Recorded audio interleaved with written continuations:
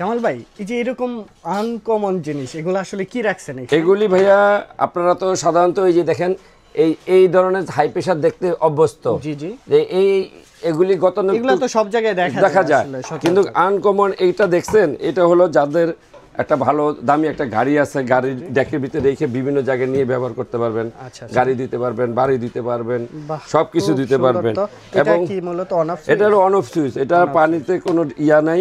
এটা হলো জার্মানির প্রযুক্তির একটা মেশিন, ঠিক আছে, খুব হেভি। এই যে আপনার দেখেন আওয়াজটাই দেখেন, প্রতিদিন কয়টা গাড়ি ওয়াশ করতে পারবেন? এটা দিয়ে আপনি অজস্র গাড়ি, এটা আনলিমিটেড, আপনি যা ধুইতে পারবেন চাইবেন তাই। কিন্তু এখানে আরেকটা সুবিধা আছে, আমি এই মেশিনটার আপনার হলো